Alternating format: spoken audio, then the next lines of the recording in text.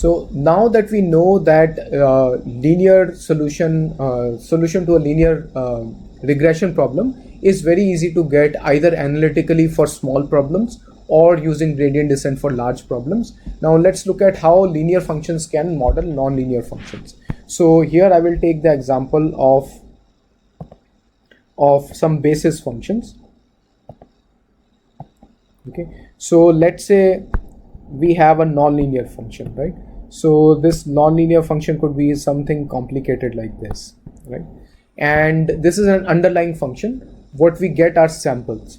Now the samples, let's say, that we get are the following x. So like, let's say these values of x.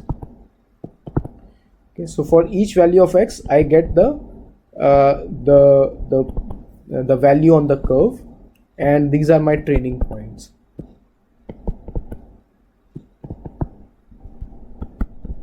Okay.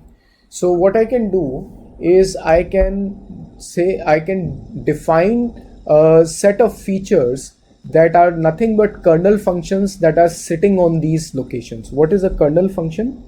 So what I will say is that for any given point, okay, I will assume that there is a smooth function, canonical function, that is sitting at that point.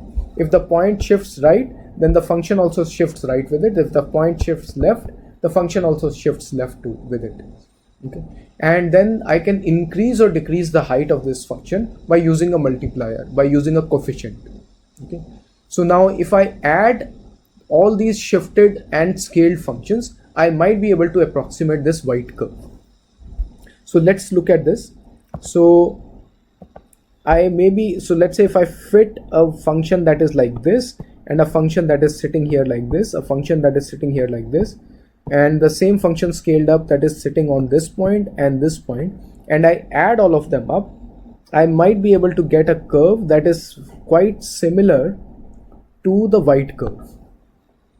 Okay, so here now what is my linear underlying basis? Underlying basis for any x is going to be, instead of x, I will deal with phi 1 of x, phi 2 of x, phi 3 of x, dot dot dot. So these are my dimensions. What is phi 1? Phi 1 is the first green underlying curve, phi 2 is the second green underlying curve, phi 3 is the third green underlying curve, and so forth. So what are these curves? So let's say this is going to be it is going to be something like exp. So if it has a Gaussian type shape, then it is going to be exp minus of x. So here it is x2. Let me write it here. So phi j of x is going to be exp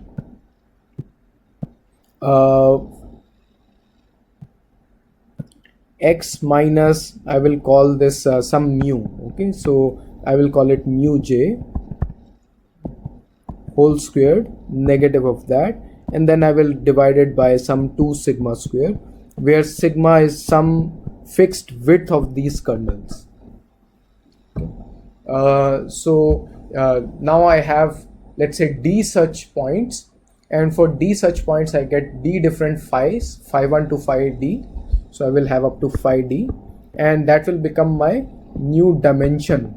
So instead of one feature x, now I have d different features, and for each of these features I will have a different weight. So I will have w1 here, w2 here, all the way to wd here, and then w0 for bias, and I will add that up to approximate the given target values as a function of x.